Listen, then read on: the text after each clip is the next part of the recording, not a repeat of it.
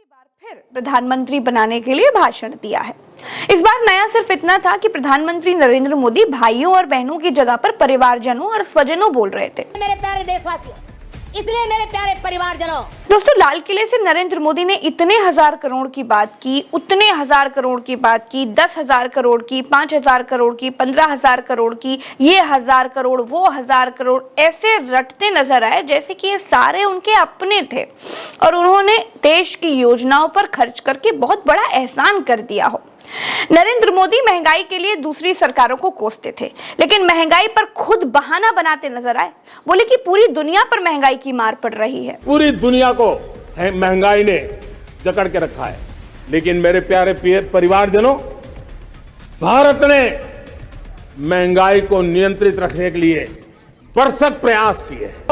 महंगाई की बोझ कम से कम हो, इस दिशा में और भी कदम उठाने हैं। ऐसा हर प्रधानमंत्री बोल सकता है, तो फिर नरेंद्र मोदी जी में ऐसा खास क्या है? दोस्तों, खास ये है कि नरेंद्र मोदी सपनों के सौदागर हैं। भारत देश के लोग सपना देखना जानते हैं और नरेंद्र मोदी सपने बेचना जानते हैं। नरेंद्र मोदी ने बड़ी चालाकी से खुद को 2024 का प्रधानमंत्री घोषित करके अपना सपना देश की आंखों में ठूस दिया है।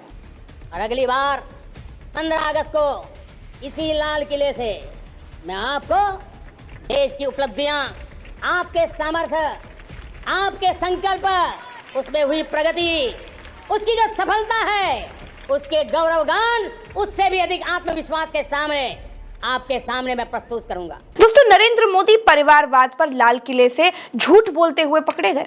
नरेंद्र मोदी की पार्टी परिवारवाद के उदाहरणों से भरी पड़ी है। हमारे देश को नोच लिया है परिवारवाद ने।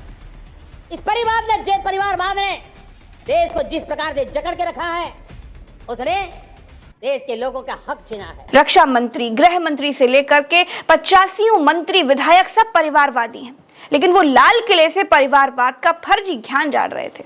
नरेंद्र मोदी खुद भ्रष्टाचार की बेल को खाद पानी देते हैं और अपने फायदे के लिए परिवारवाद को बढ़ावा देते हैं। अगर ऐसा ना होता तो फिर अजीत पवार को डिप्टी सीएम कभी ना बनाते। खैर दोस्तों, नरेंद्र मोदी ने लाल किले से विश्वकर्मा योजना की बात की। जैसे पहले वो स्मार्ट सिटी योजना लॉन्च कर चुके हैं। स्मार्ट सिटी कहाँ है, ये कोई भारतीय खोज नहीं पाया है। जैसे प्रधानमंत्री ने गांव गोद लेने की बात कही थी, हर सांसद गांव गोद ले रहा था, लेकिन गोद लिए गए गांवों की हालत क्या है, कोई अब इस पर बात भी नहीं करता है।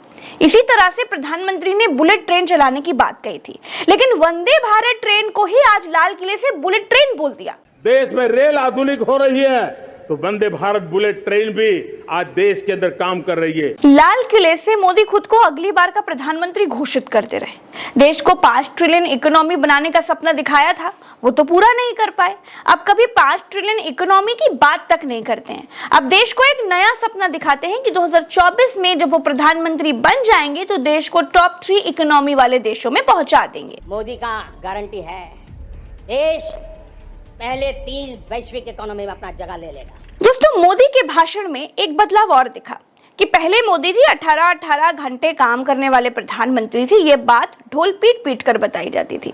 अब मोदी जी ये कहते हुए पाए गए हैं कि मैं आपके लिए जीता हूं और आपके लिए ही पसीना बहाता हूं। मैं आपके लिए जीता हूं। अगर मुझे सपना भी आता है, आपके लिए आता है। अगर मैं पसीना भी बहाता हूं, तो आपके लिए बहाता हूं।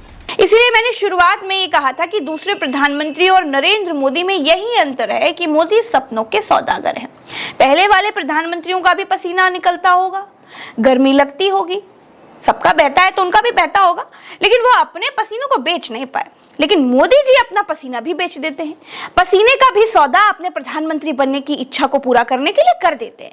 कुल मिलाकर मोदी का लाल किले से दिया गया भाषण संसद में दिए गए 2 घंटे 14 मिनट के भाषण का रिपीट टेलीकास्ट जैसा ही था, बस खुद की ब्रांडिंग करने जैसा ही था। अभी के लिए इतना ही, चलते हैं। राम राम, दुआ सलाम, जय हिंद। चैनल को सब्सक्राइब करना मत भूलिए। जो भी बोल सकते हैं सब